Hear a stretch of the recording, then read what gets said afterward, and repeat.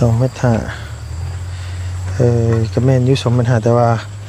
เฮายันบอกเฮาเรือหน้าเดี๋ยวนี้นะคันเรือก็บ่เป็นหยังคันมันเรือก็สิเฮ็ดออกไปอีกก็ได้ว่านั้นนะมีแต่ว่าบอกกันใหม่ถอดแมสได้กว่าเอาไปยังคือบ่ถอดแมสฮะหน้าดำเอาเป็นยังไงดำก็สิเป็นยังเกี่ยวยังน่ะบ่เฮาก็บ่ดำบ่ซะเฮาก็ดำคือกันเนาะหมอนี่ค่อยที่ขาวบึ้งเนาะขาวบ่ขาวลูกเอ้ยค่อยทากแปลกแล้วเลยบ่นางเชียหญ้าเชียหญ้านี่แล้วเลยแล้วบ่ได้บ่บัดนี้เชียหญ้าเรื่องนั้นแล้วลูกบ่เอ้าเบิ่งนี่แล้วเบิ่งนี่ตัวเฮ็ดแล้วไปแล้ว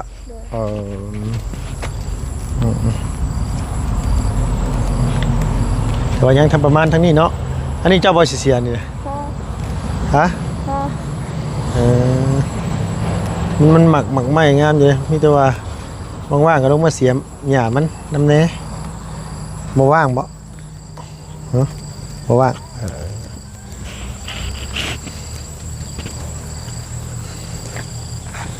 เฮ็ดยังน้อยน่ะเฮ็ดให้มันซื่อกันเฮ็ดให้มันซื่อเดี๋ยวเพิ่นสิปรับเองลูกแหละประมาณนี้แหละพี่น้องเอ้ยเนาะก็มีแต่ว่าสิสั่งมาให้เพิ่นเฮ็ดให้มันแล้วเดี๋ยวเฮาสิได้เห็นว่านี่เพิ่นสาบเพิ่นโบกเรียบร้อยปูนประมาณ15 ศอกน่าจะพอเนาะเพิ่นเนาะเอาปูนแดง5เอาปูนเขียวเอาประมาณ10 ศอก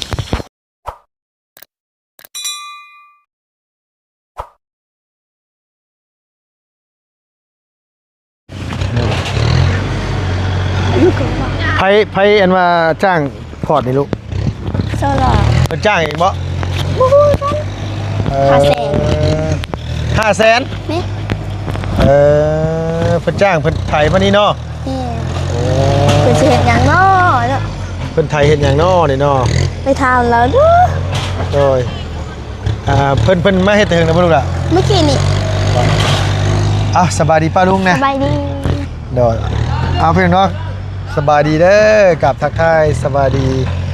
พ่อแม่พี่น้อง FC เบิดสุขุสุคนระวังในและก็ต่างประเทศเนาะที่เข้ามารับมาชมช่องลุงเฮิม Channel คือเก่าคือเดิมพี่น้องเอ้ยพอดีว่ามาพ่อน้องเลี้ยงยับลงมาอีกก็ได้ทุกอย่างยับลงมาอีกย่านรถย่านเลยรถเจี๊ยบนะเลยมือเว้นนี่ลุงมาเลยได้ถามพ่อเจ้าไปแล้วเรื่องแฟนเราหรือว่าผู้เพิ่นเอามาเนี่ยเพิ่นเอามาแต่บ้านปลาไหลบ่ปลาไหลอันนี้เพิ่นบ่ได้ฮู้จักกับพ่อเจ้ามาก่อนบ่ลูกล่ะได้ยินพอเว้านะพบกันมื้อเดียวเจอกันอยู่ในโทรศัพท์แล้วก็ไปเล่นมื้อนั้นเลยแล้วก็มื้อที่2เอามาพี่เลยมื้อที่2เอามาพี่เลยแม่นเราลัดอยู่ทางบ่เห็นฮอดเพื่อนไปเอาอยู่เฮือนทางเฮือนเราบ่เห็นครับซื้อก็ยังบ่ทันได้ฮู้ซ้ํแล้วว่าตอนแรกแม่น่ะรู้ทักอยู่ในเฟซนี่โดยบัดนี้เนี่ยมาแล้วแบบลุงอยากถามเขารู้สึกของร้านคิดแบบใดนะแบบเจ้าคิดงงอยู่ว่าเรามาตั้งแต่เราไปตั้งแต่ 12 โมงแล้วฮอดพี่น่ะ 3 โมงแล้วร้านยังบ่ทันตื่นน่ะจะได้ยินเสียงจะดีกับบ่มีตื่นแล้วไปก่อนแหละแล้วตอนเช้ามาแล้วร้านเห็นอยู่เฮือนนี่บ่ดีว่าเห็นอยู่โรงงานเห็นอยู่เฮือนแล้วมาเฮือนพี่แม่นเอาแล้วบ่ได้พาไปโรงงานบ่เราบ่ได้พาให้พ่อแม่เบิ่งอะไรก็อยู่เฮือนเราเพิ่นแบบว่าอันนั้นเป็นเรามาสู้เด้แล้วบ่ได้แบบว่าคือมาอยู่นำกันได้จักมื้อแล้ว3 มื้อนี้ร้านสัมผัสเบิ่งแหละร้านรู้สึกแบบใดรู้สึกแบบใดแบบรู้สึกดีบ่รู้สึกแบบรู้สึกดีอยู่โอเคอยู่โดยรู้สึกว่าเราฮักแพงเฮากับพ่อเฮาอยู่รู้สึกว่าเพิ่นฮักแพงเจ้าฮักของแพงพ่อเจ้าอยู่เรื่องขยันรู้มั่นเด้ประมาณใดกะดุเรามาทำบิดนั้นเราก็เฮ็ดเราตักน้ำตักล้างถ้วยล้างจานเรากินแล้วเราก็ล้างว่าเพิ่นรู้จักความอยู่แม่นข ขอให้แบบว่าอย่างแขกมาเพื่อนเราเอาน้ำโอ้ย โอ้โดยว่าไงเพิ่นอันนี้นี่เพิ่นมาเบิ่งแบบเบิ่งใจกันเนาะ โดย มาคบกันน้องเบิ่งก่อนเดี๋ยวคันว่าเบิ่งจิตใจคันไปนํกันได้ก็โอเคสินะพี่น้องครับว่าชุดว่ามันไปกันบ่ได้อะไรก็ว่าอันนี้เขาก็ยังบ่ได้แต่งได้ขอกันคือแบบเพิ่นมาอยู่น้ำนั่นล่ะเนาะ โดย เพิ่นพ่อเจ้ายังไม่ได้ขอได้แต่งนำว่ะ ยังบ่ฮู้ฮอดเฮือน แล้วยังพูดเรื่องครับ แม่น นี่ก็เลยแบบว่าเพิ่นมาน้ำเนาะล่ะเนาะ โดยก็อันนี้นี่ถามพ่อน้องเลี้ยงว่าลองคบเบิ่งแล้วว่าเฮาก็บ่เคยได้จักเทื่อแบบว่าได้ทางผู้สาวมาเลยที่ว่าบ่ทันได้ไหวได้ขอนะมาอยู่ร่วมกันเบิ่งคันว่าอยู่ร่วมกันบ่ได้หรือว่าแนวใดก็ตามแต่ที่แบบว่ามันบ่ถึกบ่ต้องกันก็เพิ่นจะมือขึ้นหลังกับมือให้เพิ่นว่านะครับมันถึกมันต้องฮักแพงกันฮักลูกฮักเต้าแบบว่าจิตใจเอื้อเพื่อแผ่ก็ฮักลูกฮักผัวก็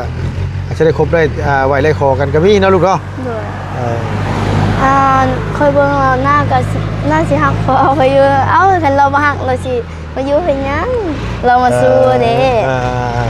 เอาง่ายว่าคันเราบ่ฮักก็เพิ่นก็บ่มาดอกเนาะ นี่ โดยเขาว่าคนงามแต่จิตใจบ่ดีมันก็ว้าวคือเก่าหั่นแหละแต่คนบ่งามน่ะจิตใจดีเฮาก็เอาเสื้อคาราว่าเขางามหรือบ่งามเฮาก็ยอมรับในว่าเป็นแม่เฮา โดยว่าง่ายว่าตอนนี้ยังกล้าเว้ากับปากน้ำเพิ่นอยู่บ่ ปากอยู่ปากเงินยังบ่ลืมกัน ยังบ่ทันลืมปานใดเนาะ แม่น ยังบ่ทันลืมปานใดก็ยังบ่กล้าสิคุยนำปานใด แม่น ว่าง่ายเฮายังบ่ทันสนิทกันกันว่าคนแบบเพิ่นกล้าเว้ากล้าปะกล้าแสดงออกแต่ว่าง่ายเฮาก็สิอะไรฮู้จักกันฮู้จักนิสัยใจคอกันได้มันก็สิปรับตัวเข้าหากันเองดอกเนาะลูกหลานเนาะ โดย ก็ง่ายกับบ่ยากปานใดดอกพี่น้องไอ้ตัวนี้ก็ได้เนาะนี่ก็ถือว่าที่เป็นเรื่องใหญ่โตอย่างไร เราก็ไปตักน้ำอีกแล้ว เราไปตักน้ำบ่ แม่น อยู่นี่เห็นไหม แม่นเมื่อกี้นี่ตักน้ำ2 ตุก 3 ตุก ใส่กมีไปใช้บ่นี่กมีมื้อนี่ กูมีน่ะอยู่พุ่น ใส่ไปพาไปพุ่นแน่พี่น้องไงบ่ได้เห็นหน้าหลายมื้อเลย กูมีนึงกับหมู่เบาเอาเชย โดยสบายดีเด้อแม่เด้อสบายดี มาแต่บ้านบ่ได้มีหยังมาฝากเลยยังบ่ได้นี่เลย3 มื้อ 4 มื้อแหละพี่น้องเอ้ยโดยบ่รู้ว่าเนื้อตุ้จาง อันนี้จังไดเนาะ อันเนื้อไปบ่มีกู โอ้ย เอาสบายดีเด้อน้องเด้อ สบายดี ฟ้าจำแทบบ่ได้เลยปิดหน้าปิดตาขนาดเนาะอบผิวขนาดเนาะ ใส่ผ้าลงไปบนโคกหมูเนี่ยเขาเจ้าไปเฮ็ดแบบใดแล้วปะพาลงไปเลยไปเลี้ยงปลาลูกหลานปะไปพูดน้ำกันพาลงไปเบิ่งโคกหมู กู เพิ่น มี ตั้ง มือกันเอาไว้อันนั้นกู เพิ่น มี ตั้งหรือยังบุนี่ กูมีเป็นจอยลงได้ลงมา เบิ่งมาจอย จอยลงวะ แม่นบ่ได้กินอาหารกินพักมื้อนั้นนะ กินพัก แม่น โอ้เงินมีอยู่กับผมไปซื้อกินเว้ยเนาะจะสิว่าได้ไหน เงินเราหมดแล้ว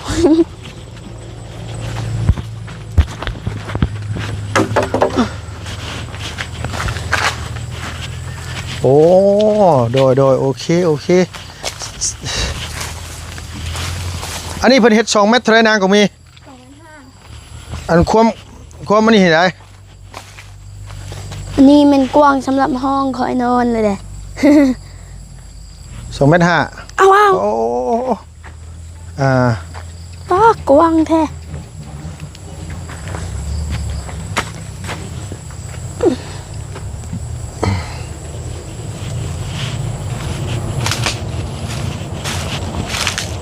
แต่ว่าทั้งนี่ได้แสดงห้องนี้ไม่ห้องนี้3 เม็ดบ่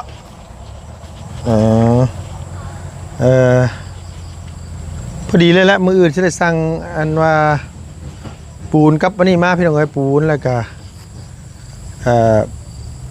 พวกเล็กพวก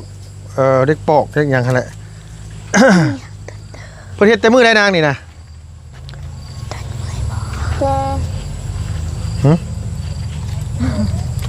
แต่มื้อใด เป็นมือลุงเมื่อบ้านนั่นแหละ เออ มาเขาไปเฮ็ด มีแต่ว่าให้เพิ่น นี่เลยเพิ่นคือบ่เอาขยับเอาอีกเนาะบ่ล่ะ แล้วว่าลุงบอกให้เฮ็ด2 เมตร 5ความกว้าง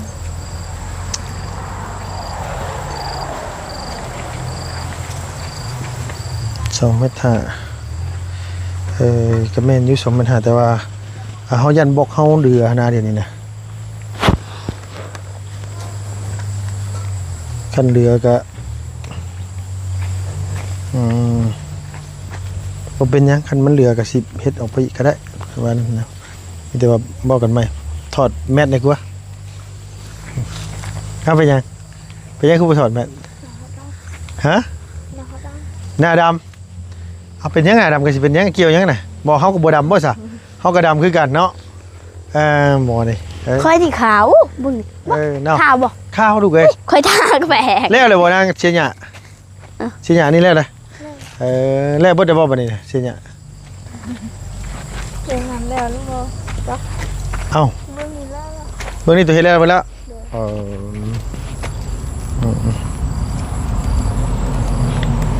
แต่ว่ายังทำประมาณทั้งนี้เนาะ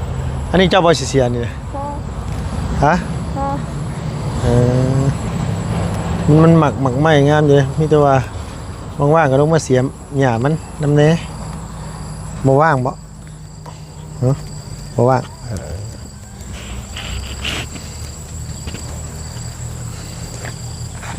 เฮ็ดยังน้อยน่ะเฮ็ด ค่ ยั อย ง เฮ็ดให้มันซื่อกัน เดี๋ยวมันซื้อเดี๋ยวเพิ่นสิพับเองหรอกลูกแหละ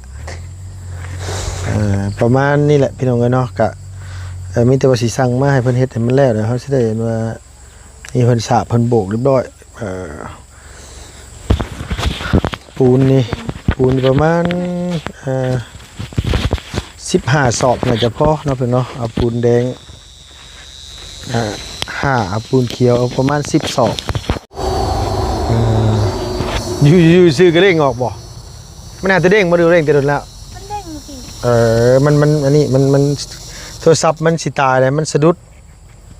มันใช้งานหลายโพดเพิ่นขุดไว้เทคานนั่นนี่นะหากไม้เพิ่นก็บ่ขุดออกบ่คือให้เพิ่นเอาออกหากไม้น่ะเดี๋ยวสิบอกเพิ่นก็ได้ดอกที่จริงเสานี่เพิ่นต้องฝังให้มันตรงกว่าหั่นนะมันจะเอียงนิดนึงพี่น้องเอ้ยมันจะเอียงนิดนึงแต่ว่าก็ได้เลยล่ะความอันนี้ฮอดบ่แม่นนาง2.50 เมตร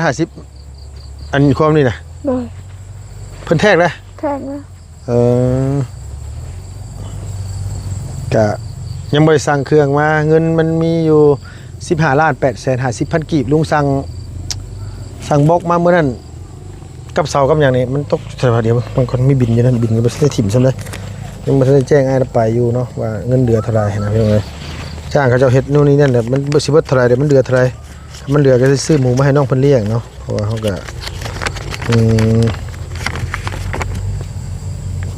5,270,000 กีบมันก็สิเหลืออยู่ประมาณ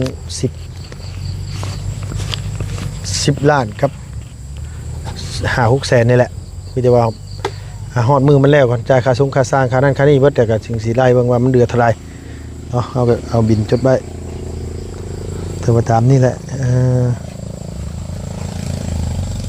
ยันเรืออยู่บอกของมีไงแต่ว่าเรือบ่นะเนาะเรือลุงว่าเนาะ มึงสิกอฮอดเพิ่นทางนี้ได้บ่ กะกอประมาณเพียงพี่ได้ แล้วหลังคาลุงเฮ็ดตอนนี้ หลังคาน่ะตอนแรกว่าอันนี้แหละมีแต่ว่าลุงสิอันนี้แหละมุงข้างเดียวไปฝั่งนี้เลยมุงลงไปสิเลยนะลูกแม่นประตูทางเข้าอาจสิเฮ็ดฝั่งนี้ก็ได้ดูว่าเฮ็ดฝั่งนั้นก็ได้ประตูทางเข้าเดี๋ยวเอากรงเล็กมาใส่เวลาสมมุติว่านี่เฮาเข้าเกลือหมูครับความสะอาดมันจะง่ายบ่เต้นออกเต้นเข้านะเวลาหมูใหญ่เฮาเข้าจับเขายังเอาก็ได้เนาะประมาณนี้ตัวเป็นหยังคือเสา บ่ได้เป็นหยัง ๆเมื่อยบ่ มาแต่ตัดกล้วย พอมาจะตัดกล้วยบ่หน่อยแล้วเลยบ่อันว่าขุดขุมกล้วย แล้วยังปลูก ยังจะปลูก เดี๋ยว เดี๋ยวจะปลูกดิป้าเป็นงั้นนี่คันปลูกลายนี่ก็ซ้ำสีงามนี่พี่น้องเอ้ยทางนั้นปลูกแล้วแต่ว่าน้องเพิ่นยังบ่ได้เสียหญ้าปลูกปีกายนี่บ่นางทางนั้นน่ะ ด้วย คือบ่เสียหญ้ามันนี่ล่ะ บ่ทัน บ่ทันค่อยเฮ็ดไปแล้วเสียแต่เหงามันเฮาบ่ต้องเสียเบิด เสียเหงามันแบบนี้ ปลูกหมึกนัดหมึกมึก โดยปลูกไว้พอได้กิน พอดีแล้วพอดีมีลูกมีผัวไปก็พอดีได้ลูกได้เต้าลูกกินพอดีแม่นบ่ลุงว่าเนาะเราเรียกเนาะลูกบ่มีลูกมีเต้าก็ให้ลูกให้หลานได้กินน่ะใครก็ซื้ออยู่แล้ว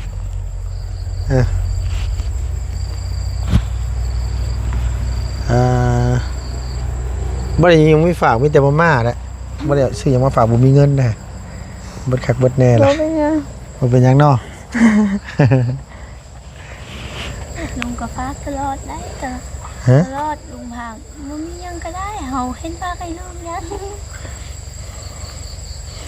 เมื่อยแล้วมันมีบ่สุกบ่เฮ้ย เดี๋ยว สาวหลาเพิ่นรุดดินเฮ็ดหยังกูมี จักยานละตั้งเหือนจัก แต่เฮือนยังอีกเฮือนที่เฮ็ดอยู่ก็เฮ็ดอันนี้บ่แม่นบ่ตั้งเฮือนนึงอีก ภายในสิอยู่เนาะ เวลาเอาผัวมีลูกมีผัวเด้ เออ แม่น มีเงินก็เฮ็ดแล้วเนาะ โดยมื้อได้สิตั้งเฮือนตัวน่ะ อ้าวยังบ่มี งบประมาณกับน้ำลุงอยู่มีอยู่ 4,000 บาทพี่น้องเอ้ยตั้งเฮือนของมีครับว่ามันขาดเหลือหยังลุงสิซื้อมาเพิ่มบ่ซั่นก็คันมันบ่พอค่าส่งค่าสร้างลุงสิได้เพิ่มใส่ 4,000 บาทนี่มันก็สิตกอยู่2ล้านกับประมาณ 600,000 กีบนี่แหละ2ล้านไปปลายไปไล่ซะเพื่อนั่นพานี่อีกเป็นเงินกีบนะ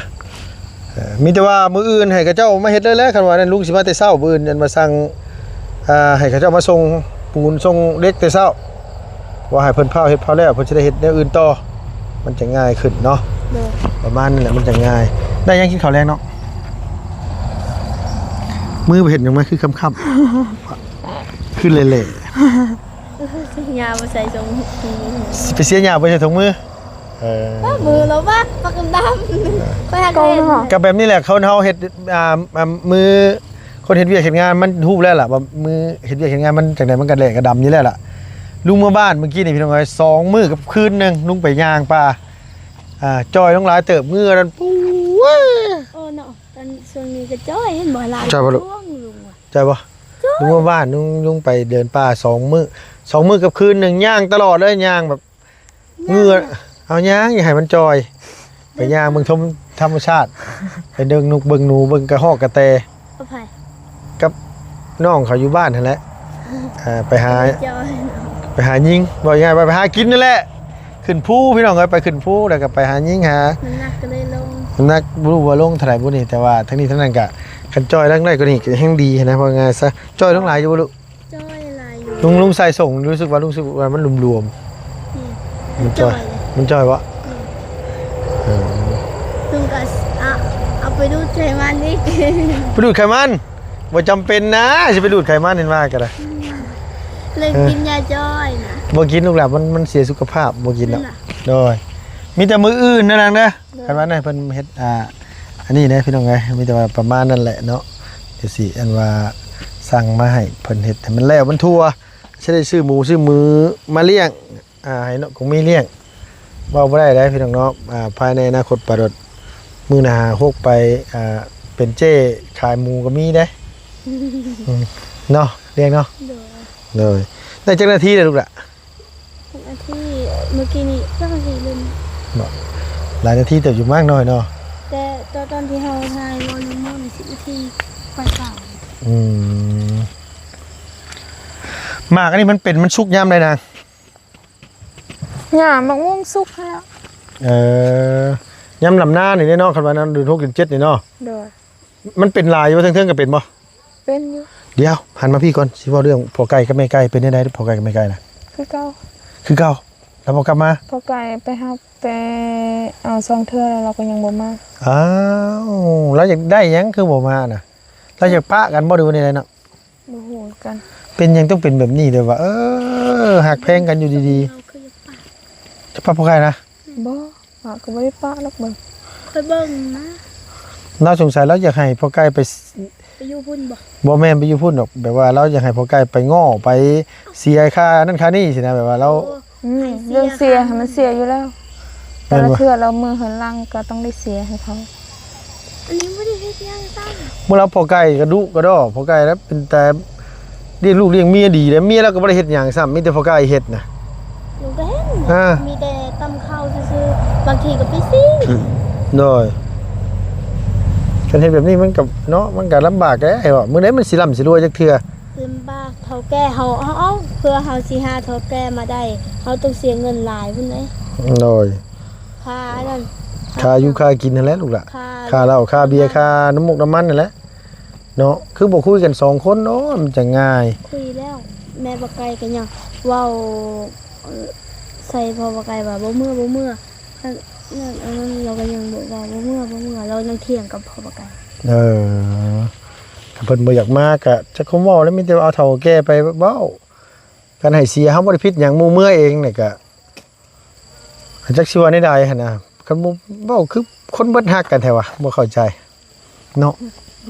ไอ้ดีแบบว่าเว้าคือแบบคนบ่ฮักกันอยากเมื่อก็เมื่ออยากมาก็มาแบบมันรู้สึกแบบจังใดอยู่หั่นน่ะเนาะเว้าได้ก็ได้เว้าเรื่องความฮักทุกข์ใจเด้ ทุกข์ใจอันเด้อ ฮะเอาทุกข์ใจแล้วเพิ่นบ่คืนหากันเนาะว่าอย่าให้พ่อใกล้ก็ไม่ใกล้คืนเนี่ยเพราะว่าลุงก็เห็นไม่ใกล้ก็แบบรู้สึกว่าเราเว้านัวหัวม่วนเราเป็นคนเว้าม่วนสินะไม่ใกล้แล้วก็นี่พ่อใกล้แล้วก็เป็นคนแบบดีนะรู้สึกว่าเราน่าจะอายุน้ำกันแบบว่าได้ฮักแพงกันสินะพี่น้องเอ้ยแต่ว่าเฮาก็บ่ฮู้ตัวนี้ครับต้นปลายสาเหตุเพิ่นอยู่น้ำกันตลอดเนาะบางเทื่อเฮาอาจสิแล้วเว้าม่วนกับลุงกับน้องกับนุ่งกับมีแต่ว่าบัดเราอยู่กับผัวแล้วอาจสิผิดให้กันหรือว่าบ่ถือบ่ควรกันก็มีหั้นนะบางเทื่อก็น้อยอกน้อยใจกันก็แม่นเนาะมีแต่ว่ามื้ออื่นหน่อยเด้อบอกเพิ่นนั่นล่ะเด้อว่าลุงสิมาแต่เช้าแล้วก็สิสั่งนั่นมาเลยพี่น้องเอ้ยสำหรับคลิปนี้ก็ขออนุญาตจบคลิปก่อนเนาะมีแต่บอกน้องๆเพิ่นมาก็บ่ได้มีหยังมาฝากเด้อ เพราะว่า ปีไก่สนูก็บ่ได้ลงไปเมื่อยแฮงดีหน่อยมื้อนี้นะบ่เป็นหยังนะว่าเนาะมีแต่บ่มานะอยู่ในรถ สิเป็น นะ หยังเด้อ โดยมีแต่ว่าขึ้นไปเอามาม่าก่อนอันว่าสต็อปไว้ก่อนลูกล่ะสบายดี หน้าคือมุนแท้เป็นคุกขี้เท่าก็มาน้อยท่านไหนมานี่นะโบโยกไม่ได้โบโยกหลายมือแล้วไม่ได้โบโยกหลายมือเลยอุ้ยพวกเนี้ยอู้ คอยก็อย่าเพิ่งนะคอยข้าวข่าวจ้ะ ป๋อไฟตอบเองคักอบุญเลย เรื่องนี้โอ้คน ชื่อขี้เท่าคือกันนี่กันเลยไปบอกมาม่าลูกหลานไป นี่ทำได้ดูเอา เอามาม่าไปใช่นี่อยู่เทิงนี่ทำนี่ มียังน่ะ งูนะเขาให้มันนั่นเกือบเขาเหยียบ งูยัง สีดำเลยสีขาวมันเลย สีดำสีขาว โอ้โหมันป้องช่ำ น่ะมันพันกับต้นไม้นะมันพันให้มันติดนะคอยจัง โอ้มันกัดตายได้งูนั่นนะอย่าไปเฮ็ดมันเด้อ บ้านงูบ้านนั่นเราเคยเห็นนำมังอุ่น โอ้